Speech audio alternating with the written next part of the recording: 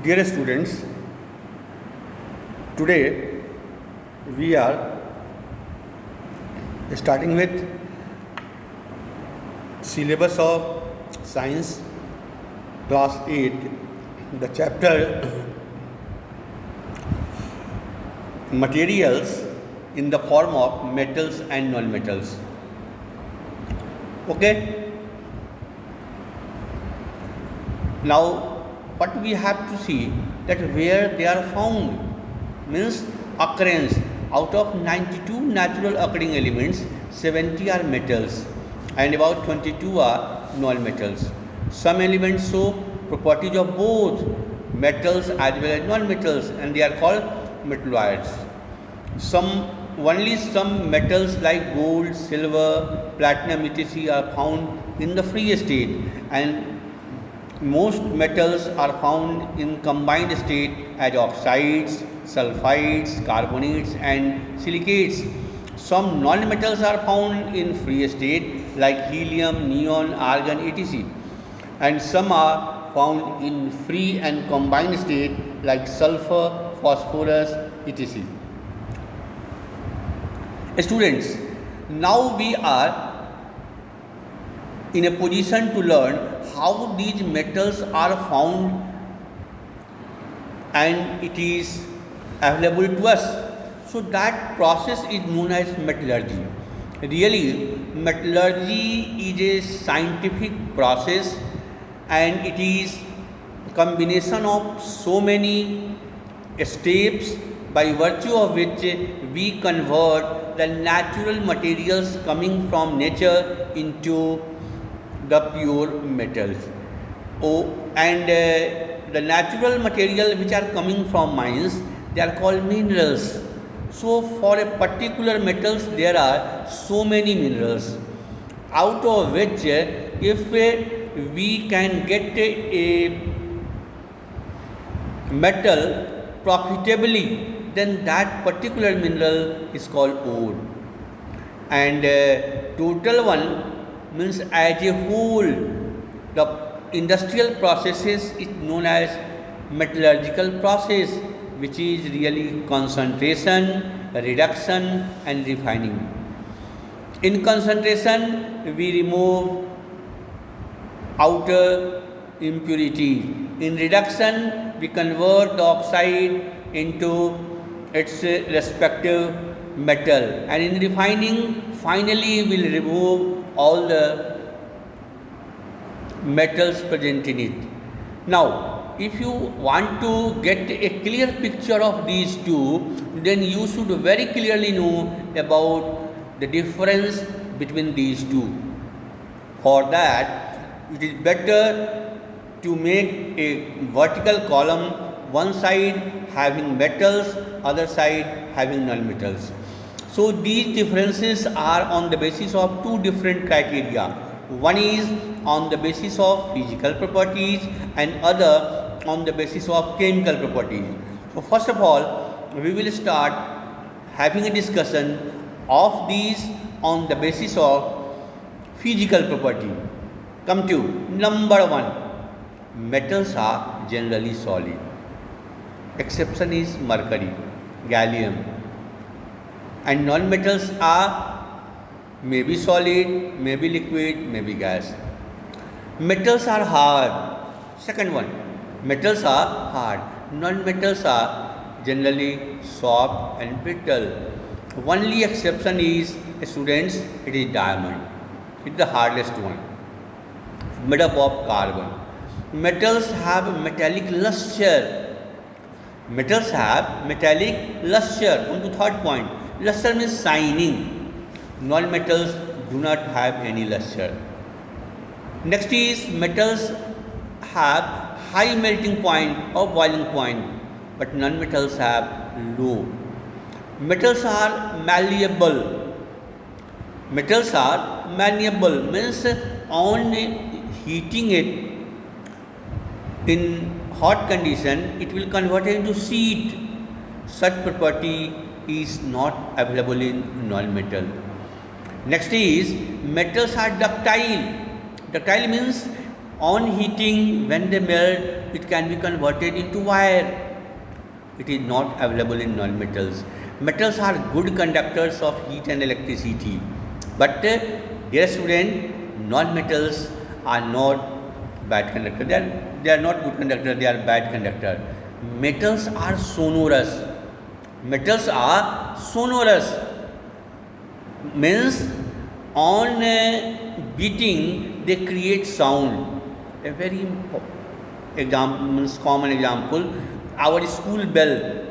Nowadays it is electrical bell, but earlier it was school bell. On hitting it, sound was produced. This property is not available in non-metals. Then we can also classify these metals and non-metals on the basis of chemical properties. It is reaction with oxygen. Dear students, when metal combines with oxygen, they form metallic oxide and it is alkaline in nature. As for example, magnesium, on combustion it forms magnesium oxide, and magnesium oxide when dissolved in water converts into magnesium hydroxide, which is alkaline in nature. Alkaline in nature means it will turn red litmus blue. On the other hand, non-metals on reaction with oxygen, they form non-metallic oxide, which is acidic in nature. That is, they will turn blue litmus red. Example, you see sulfur forms sulfur dioxide, which ultimately form H2SO3, that is sulfurous acid. So sulfurous acid is an acid which will turn blue litmus red. Then is reaction with water. Students, when certain metals react with water, they liberate hydrogen. As for example, sodium. Sodium reacts with normal water. In normal condition, it forms alkaline solution of NaOH with evolution of hydrogen gas. And magnesium does the same, but with hot water. And non-metals do not react with water. Correct? Then is reaction with acid. When metal reacts with dilute acid, they form salt with liberation of hydrogen gas. On the other hand, non-metals have no reaction with dilute acid. But when certain non-metals react with concentrated metals, they form oxides of non-metal. As sulfur, when reacts with nitric acid, it forms sulfur dioxide. Students, metal replaces metal. Metal replaces metal. What it means? Means one metal will be replaced by other. It is popularly known as displacement reaction. It is called displacement reaction. What happens? More active metals, they replace less reactive metals. As for example, you see magnesium can replace copper. Zinc can replace copper. Iron can replace copper. What it means? Means these metals are magnesium, zinc, iron. They are more reactive in comparison to copper. Then the reaction which we had seen, replacement of metals by metal, it gives rise to a particular type of series. We arrange different metals on the basis of their respective reactivity, and the series obtained is known as reactivity series. You may also call it activity series. So it is the same one. In some books it is written activity series, in some books it is written reactivity series. It is the same one. So you see, Here potassium is on the top, followed by sodium, magnesium, aluminium, zinc, and so on. Means what? As we move from top to bottom, what happens? The reactivity of metals gradually decreases. That is here in this very example, which is present in the slide. Gold is in the bottom. What it means? That gold is having minimum reactivity. It fails to react with others. Correct? Okay. Then comes non-metals. Means next slide is about noble metals. Noble metals means they are the metals having minimum reactivity or negligible reactivity. They are very noble. They have less tendency for interaction with others.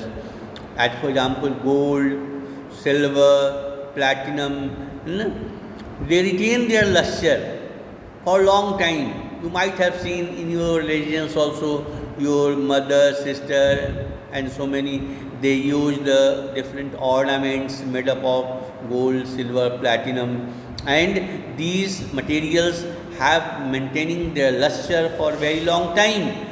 Why? Because they don't have any reaction with air, water, or acids. Correct? Then now we are in a position to study use of metals. So different metals are very much useful to us in our day-to-day life. As for example, iron. Iron, it is used for preparing pins, nails, nuts, bolts, machines, construction, building, bridge, etc. Aluminium is used to prepare utensil, wire, furniture parts, vehicles, machine, packing foods, medicine, etc. Copper, it is used to prepare wire, vessels, electrical gadgets. Gold for making jewelry, ornaments, medals. Silver is used for making jewelry, coins, medals. You might have heard in different competitions, silver medals, gold medals. Again, so all these are made up of these. Platinum, it is used for making jewelry, electric gadgets, plug. Sodium, its compound is common salt. The salt which we use in our kitchen, it is sodium chloride, made up of sodium. Calcium, it is used in the form of cement, glass, lime, and so on. Then students, now we are in a position to study use of non-metals.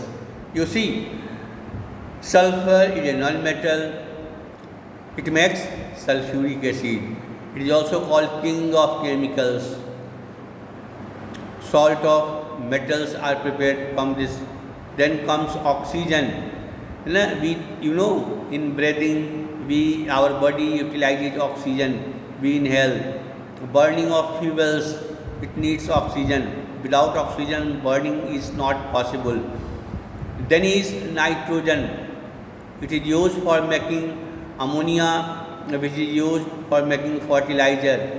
A very popular fertilizer is urea, which is prepared from ammonia. Then is hydrogen. Hydrogen is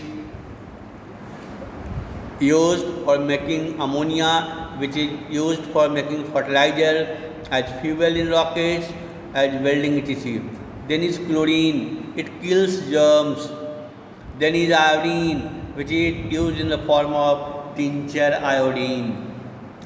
Then is alloy. Next topic which is for our discussion is alloy.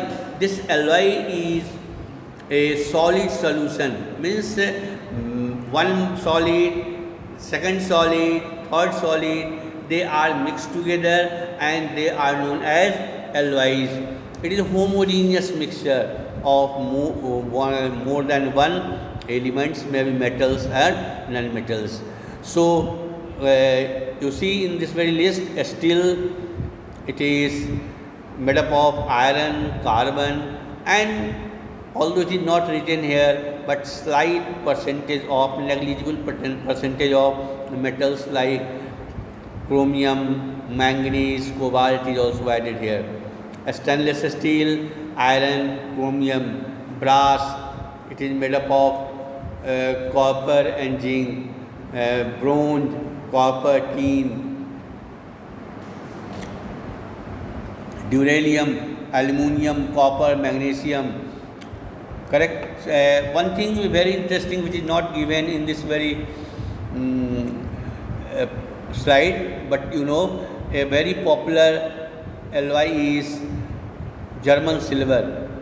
German silver, but having no silver at all. It is made up of nickel, copper, and zinc. Okay. Then comes a phenomenon corrosion. It is a natural process.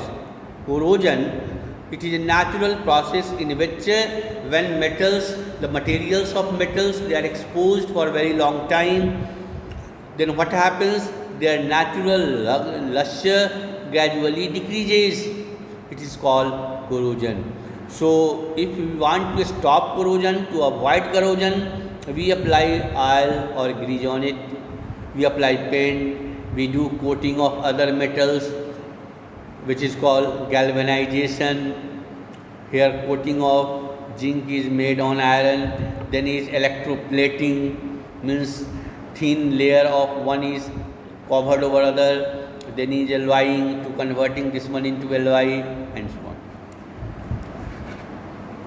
Then we can narrate a activity, very simple activity to showing rusting of iron. Rusting is also a type of corrosion. So it occurs only with iron. What happens when iron is exposed to very long time? It takes help of moisture and carbon dioxide available in nature. What happens? It converts into its respective oxide. A reddish brown layer is covered over iron and it is known as rust. So in 3 test tube you are visible, it is narrated and easily you can see it. Okay, thank you all.